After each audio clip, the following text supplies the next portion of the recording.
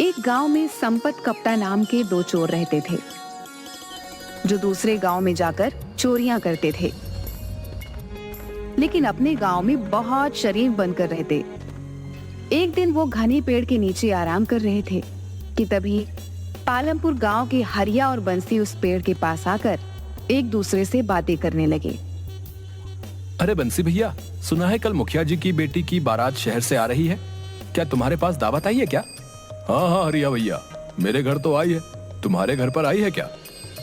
अरे कल खुद मुखिया जी मेरे घर पर आए थे और मुझे पूरे परिवार सहित दावत कहकर गए हैं। सुना है मुखिया जी अपनी बेटी की शादी बहुत धूमधाम से कर रहे हैं, कल 21 तरह के पकवान बनेंगे खाने में।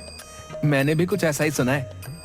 हरिया भैया, मेरे तो मुंह में अभी से सोच सोच कर पानी आ रहा है। अरे मैं तो आज शाम से खाना ही नहीं खाऊंगा, ज्यादा भूख लगेगी तो पूरे 21 पकवान ही पेट भरकर खा लूंगा। हाँ। अरे बंसी भैया, भावनाओं में बहकर कहीं ज्यादा मत खा लेना, वरना पेट खराब हो जाएगा। क्या फायदा पूरे 21 पकवान के स्वाद के चक्कर में तुम्हें 21 दिन भूखा रहना पड़े। बात तो तुम बिल्कुल सही कह रहे हो हरिया भैया। वैसे कुछ भी कहो, आसपास किसी भी गांव में आज तक ऐसी शादी का इंतजाम नहीं किया गया जैसा कल मुखिया जी अपनी बेटी की शादी का कर रहे हैं। अरे भाई, लड़का कलेक्टर है, मुखिया जी ने इस शादी के लिए अपनी पूरी 10 बीघा जमीन बेची है और वो सारा पैसा शादी में ही खर्च कर देंगे। चलो हरिया भैया, अभी से तैयारियों में जुट जाते हैं। बंसी भैया, मुखिया जी के साफ साफ आदेश है कि समारोह में अच्छे और ढंग के कपड़े पहनकर आने, नहीं तो उनकी नाक कट जाएगी। इसीलिए कल हम दोनों को अच्छे कपड़े पहनने हैं। सही कहा तुमने, मैंने तो पहले से ही शहर से अपने लिए एक कोट पैंट सिलवा लिया था। चलो अब चलते हैं।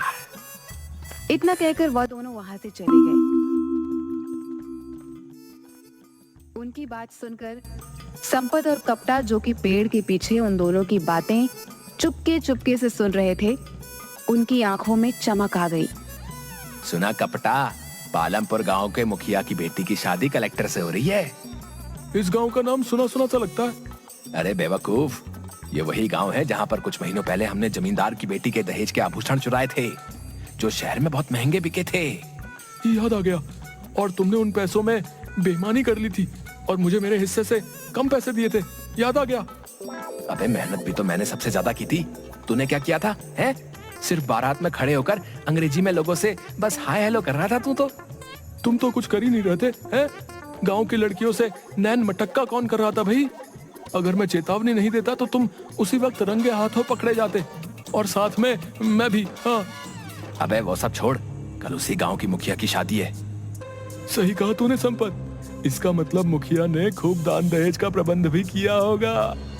अरे जब 21 तरह के पकवान खाने में बनवा रहा है तो बेटी के लिए सोने के आभूषण कितने महंगे महंगे बनवाए होंगे हैं?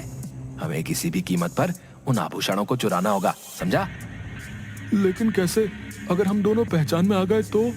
ये तूने सुना नहीं, वो दोनों बेवकूफ क्या बोल रहे थे कि शादी में अच्छे से अच्छे कपड़े पहनकर आना है।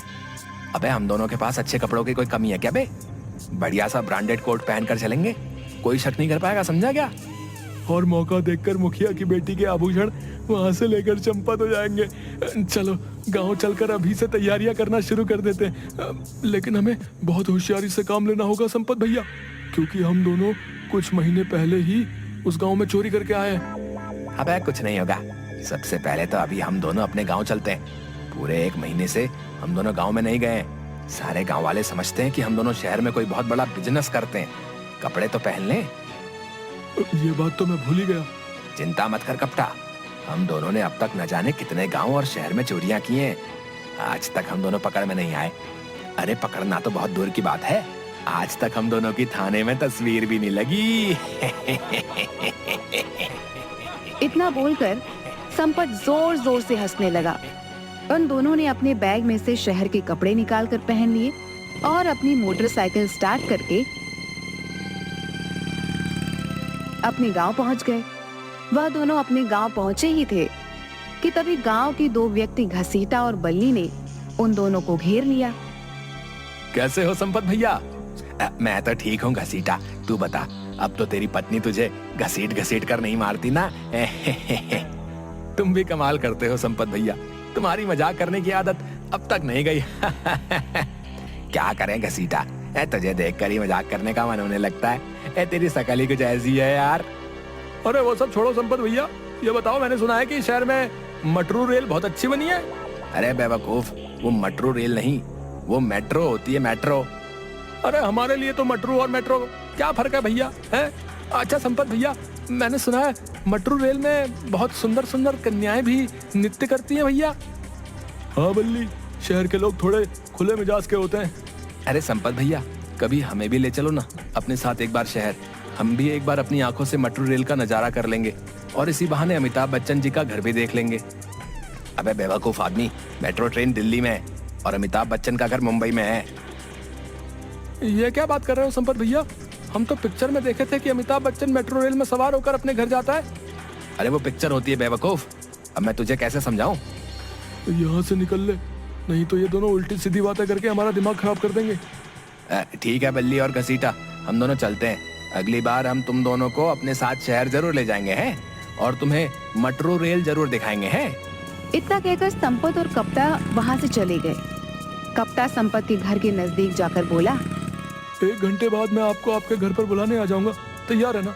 क्यों, तू घर के अंदर नहीं आएगा क्या? अबे मुझे पागल कुत्ते ने काटा है क्या जो मैं तेरे घर पर आऊंगा? तेरी पत्नी कम सीआईडी ज्यादा लगती है यार। जैसे ही तेरे घर के अंदर घुसता हूँ सवालों की बौछार शुरू कर देती है। मुझे तो समझ में नहीं आता संपत कि तू अपनी पत्नी को झेलता कैसे? धीरे बोल कप्ता है, धीरे बोल, कि उसने अगर सुन लिया ना तो वो मेरी बैंड बजा देगी यार। कप्ता हंसते हुए वहाँ से चला गया। संपत ने जैसे ही अपने घर के अंदर कदम रखा, उसकी बीवी कजरी ने उसे देखकर टर्राना शुरू कर दिया। आ गए कलेक्टर साहब, बहुत जल्दी याद आ गई तुम्हें अपनी पत्नी की। सही सही बताओ, 1 महीने कहाँ मुंह काला कर रहे थे तुम? कजरी, मुझे आए हुए अभी 5 मिनट भी नहीं हुए कि तुमने टर टर करना शुरू कर दिया। अरे इसी वजह से मैं यहाँ पर नहीं आता, बताओ। तो और क्या करूं, तुम्हारी आरती करूं? कितनी बार कहा है तुमसे कि मुझे भी शहर ले चलो, लेकिन नहीं, मुझे ले जाने के नाम पर तुम्हारी नानी मर जाती है। अरे उन्हें तो मरे हुए सालों हो गए। मैं अब तुम्हारी एक नहीं सुनूंगी। इस बार मैं तुम्हें तुम्हारे दोस्त के साथ अकेले नहीं जाने दूंगी। मैं भी तुम्हारे साथ शहर चलूंगी।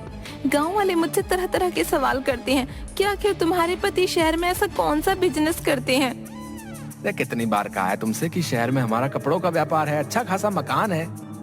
तो उस मकान की एक फोटो ही दिखा दो पति देव। आज तक तुमने तो उसकी एक तस्वीर तक नहीं दिखाई। मुझे तो लगता है तुम जरूर कुछ उल्टा सीधा काम करते हो शहर जाकर। बकवास बंद कर कजरी, कुछ देर बाद मैं यहाँ से चला जाऊंगा। अच्छा ये बताओ, शहर से मैंने जो तुमसे चांदी के छल्ले मंगवाए थे वो लाए क्या? जब देखो चांदी के छल्ले, चांदी के छल्ले। अरे पिछली बार ही तो तुझे ला कर दिए थे, वो कहाँ गए? वो सब मुझे नहीं मालूम, वो मुझसे खो गए। अब मुझे दूसरे चाहिए। मुझे क्या पागल समझ रखा है कजरी? हैं? सीधे सीधे ये क्यों नहीं कहती कि जो मैं शहर से तेरे लिए चांदी के छल्ले लाता हूँ तू वो अपने घर वालों को दे आती है? खबरदार जो अपनी जबान से मेरे घर वालों का नाम लिया। नहीं तो क्या कर लेगी तू? अभी और इसी वक्त अपने भाइयों को बुलवाकर तुम्हारा मुंह लाल करवा दूंगी। मत भूलो 6 भाई हैं। पिछली बार की मार याद है ना, कैसे उन्होंने तुम्हें मार मार कर तुम्हारा मुंह सुजा दिया था? मेरा दोस्त कप्ता बिल्कुल सही कहता है। पता नहीं मैं तेरे जैसी औरत को कैसे झेल रहा हूँ भाई। खबरदार जो तुमने उस कलमुहे करम जले दोस्त का मेरे सामने नाम लिया, निठल्ला कहीं का। उसकी तो आंखों में ही छिछोरापन झलकता है, छिछोरा कहीं का। बस कर कजरी, अब मेरा और ज्यादा दिमाग खराब मत कर। पति थका हारा आया है, पानी को तो तूने पूछा नहीं, उल्टा भाइयों से पिटवाने की धमकी देने लगी। जा जाकर मेरे लिए 1 गिलास पानी लेकर आ। संपत की बात सुनकर कजरी पैर पटकती हुई वहाँ से चली गई। थोड़ी ही देर बाद कप्ता संपत को बुलाने आ गया और दोनों पालमपुर गांव चले गए। अगले ही दिन बड़ी चालाकी से संपत और कप्ता शहर से आई बारात में शामिल हो गए। संपत आहिस्ता से कप्ता से बोला, बहुत होशियारी से काम लेना कप्ता, और हाँ, ओवर एक्टिंग करने की बिल्कुल भी जरूरत नहीं है। याद है ना पिछली बार तेरी ओवर एक्टिंग की वजह से हम दोनों फंसते फंसते बचे थे। चिंता मत करो संपत भैया, इस बार ओवर एक्टिंग बिल्कुल नहीं करूंगा। इस बार ऐसी एक्टिंग करूंगा कि यहाँ से चोरी करने के बाद हम दोनों सीधे मुंबई जाएंगे। और मुंबई में जाकर क्या करेंगे? अरे फिर फिल्मों में काम करेंगे और क्या। ये बकवास बंद कर कप्ता और काम पर ध्यान दे। मैं जरा इधर उधर देख कर आता हूँ कि मुखिया ने गहने कहाँ पर रखे होंगे। चल काम पर लग। इतना कहकर संपत वहां से चला गया और कपटा बारातियों में शामिल होकर बाराती होने की एक्टिंग करने लगा। तभी वहां पर मुखिया बारातियों का हाथ जोड़कर स्वागत करने लगे, मगर जैसे ही मुखिया की नजर कपटा पर पड़ी, मुखिया कुछ सोचता हुआ बोला, आप तो इस गांव के नहीं लगते। अरे मैं भला इस गांव का कहाँ से लगूंगा, मैं तो बाराती हूँ। माफ कीजिएगा, एक पल के लिए मुझे ऐसा लगा जैसे मैंने आपको कहीं देखा है। जरूर देखा होगा, मेरी तस्वीरें अखबारों में छपती रहती हैं। वैसे क्या व्यापार करते हैं आप? मेरा कपड़ों का बहुत बड़ा व्यापार है और देश विदेश तक फैला हुआ है। प्रेस वाले, मीडिया वाले मेरी फैक्ट्री के बनाए हुए कपड़ों की तस्वीरें लेने आते रहते हैं और जबरदस्ती मेरे भी पीछे पड़ जाते हैं। मजबूरन मुझे भी एक आध फोटो खिंचानी पड़ती है और वो फोटो अखबार में छाप देते हैं। ऐसे ही कोई तस्वीर आपने अखबार में देख ली होगी। कपटा की बात सुनकर मुखिया सोच में पड़ गया। तभी वहां संपत आ गया। संपत को देखते हुए मुखिया बोला, क्या आप बाराती हैं? जी मैं भी बाराती में से हूँ। क्या आपको कोई शक है? जी मैं तो बस ऐसे ही पूछ रहा था। क्या आपके गांव में बारातियों से ये सब पूछने का रिवाज है? हैं? मैं देख रहा था कि आप मेरे दोस्त से भी कुछ पूछ रहे थे। अरे आप तो बुरा मान गए। आपका दोस्त मुझे बता रहा था कि इनकी तस्वीर अखबारों में छपती रहती है। मुखिया की बात सुनकर संपत कपटा को घूरने लगा। हाँ, हम दोनों का बहुत पार्टनरशिप में कपड़ों का इतना काम है। कहकर संपत कपटा का हाथ पकड़कर आगे बढ़ गया। क्या जरूरत थी इतनी लंबी लंबी डींगे हाँकने की? संपत भाई, मुझे कुछ ठीक नहीं लग रहा। मुझे लगता है कि हम दोनों को वापस चलना चाहिए। मुखिया ने किसी से कोई सवाल नहीं पूछा, सिर्फ उसने मेरी तरफ आकर ही मुझसे सवाल किया। मुझे लग रहा है कि मुखिया हम दोनों को पहचान तो नहीं गया। अबे दोनों यहाँ पर बारातियों में शामिल होकर खाना खाने के लिए नहीं आए हैं, चोरी करने के लिए आए हैं। मैंने पता लगा लिया कि मुखिया ने गहने कहाँ पर रखे। इस वक्त वहाँ पर कोई भी नहीं है। चल मेरे साथ जल्दी से। संपत और कपटा लोगों की नजरों से बचते हुए मुखिया के उस कमरे में पहुंच गए जहां पर सोने के आभूषण रखे हुए थे। जल्दी से अपनी जेब से अपनी चोरी वाली अपनी बढ़िया पॉलिथीन निकाल और गहने उसमें रख ले। संपत की बात सुनकर कपटा सोच में पड़ गया। अरे क्या सोच रहा है तू? इससे अच्छा मौका फिर नहीं मिलेगा। ये गहने लाखों रुपए के हैं। मुझे कुछ ठीक नहीं लग रहा है संपत भाई। लाखों के आभूषण ऐसे ही रखे हुए हैं, दरवाजा भी खुला हुआ है, पूरा घर लोगों से खचाखच भरा हुआ है। कुछ तो गड़बड़ है। अबे बेवकूफ, गड़बड़ तेरे दिमाग में। ऐसे मौके बार बार नहीं मिला करते। जल्दी से पॉलिथीन निकाल। कप्ता ने अपनी जेब में से एक पॉलीथीन निकाल ली और देखते ही देखते मुखिया के सारे गहने उसमें भर लिए और नजर बचाकर सीधे मोटरसाइकिल पर बैठकर वह दोनों फरार हो गए। ये मोटरसाइकिल शहर की जगह अपने गांव की तरफ क्यों ले जा रहे हो? अबे रात का समय है, पहले हम लोग अपने गांव चलेंगे और सुबह ही शहर की तरफ निकल लेंगे। अभी अगर हम लोग शहर की तरफ जाएंगे तो हमें ढूंढने के लिए वो मुखिया पुलिस को जरूर शहर की ओर ही भेजेगा, समझा? कुछ ही देर में संपत अपने घर पहुंच गया। मैं आज तुम्हारे घर पर ही सोऊंगा। अबे तुझे तो अपनी भाभी से बड़ा डर लगता है। मैं सब जानता हूँ। जब तक मैं सुबह आऊंगा तब तक आधे गहने तुम पार कर लोगे। अब मैं भरोसा नहीं कर सकता। हाँ, इससे आधा आधा होगा। अबे जब चोरी कर रहे थे तब तो बड़ा दयावान बन रहा था, हैं? और जब चोरी करने में कामयाब हो गए तो अचानक तुझे तेरा हिस्सा याद आ गया है बे? तू कभी नहीं सुधरेगा। चल ठीक है, आजा चल। संपत की पत्नी कजरी जाग रही थी। संपत और कप्ता को देखते ही बोली, आ गए? तुम तो कह रहे थे कि तुम कुछ दिनों बाद आओगे, और ये तुम्हारे हाथ में क्या है? ये कितनी बार कहा है कजरी, हैं? कि ज्यादा सवाल मत किया कर। हम दोनों सुबह ही यहाँ से चले जाएंगे। संपत ने इतना कहा ही था कि तभी पूरे गांव में पुलिस के सायरन की आवाज गूंज उठी। पुलिस के सायरन की आवाज सुनकर संपत और कप्ता दोनों बुरी तरीके से घबरा गए। अरे, पुलिस के सायरन की आवाज सुनकर तुम दोनों के चेहरे पर पसीना क्यों आ रहा है? तुम दोनों क्यों घबरा रहे हो? कजरी ने इतना बोला ही था कि तभी कुछ पुलिस वाले संपत के घर के अंदर घुस गए। उन पुलिस वालों के साथ लमपुर गांव का मुखिया भी था, जो संपत और कप्ता को गुस्से से देख रहा था। मुखिया ने इंस्पेक्टर की ओर देखकर कहा, गिरफ्तार कर लीजिए इन दोनों को। देखिए, इनके हाथ में जो पॉलिथीन है उसी में गहने हैं। आपको ये बताने की जरूरत नहीं है मुखिया जी। हमें तो इन दोनों की लोकेशन आधे घंटे पहले ही मिल गई थी।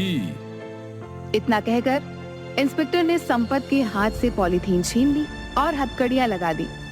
ये सब क्या है? लगता है तुम्हें अपने पति के कारनामों के बारे में नहीं मालूम। मेरे पति बहुत बड़े व्यापारी हैं, शहर में कपड़ों का व्यापार करते हैं।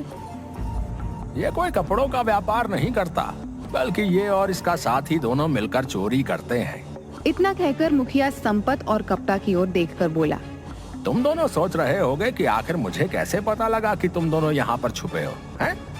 चाहता तो मैं तुम्हें उसी वक्त पकड़वा सकता था जिस वक्त तुम मेरी बेटी के गहने चुरा रहे थे। अरे हम तो तुम्हारा कल से ही गांव में आने का इंतजार कर रहे थे, समझे बेटा? क्या मतलब? पिछली बार तुमने जो जमींदार के घर पर चोरी की थी ना, हम तब से ही तुम लोगों के ऊपर नजर रखे हुए थे। हैं? हमें यकीन था कि तुम मेरी बेटी की शादी में जरूर आओगे, इसीलिए हमने गांव में आसपास सभी जगह ये खबर फैला दी थी कि मैं अपनी बेटी की शादी बहुत धूमधाम से कर रहा हूँ। मुझे पता था कि तुम मेरी बेटी के गहने जरूर चुराने आओगे, इसलिए मैंने पहले से ही इंस्पेक्टर की मदद से गहनों में जीपीएस ट्रांसमीटर लगवा दिया था।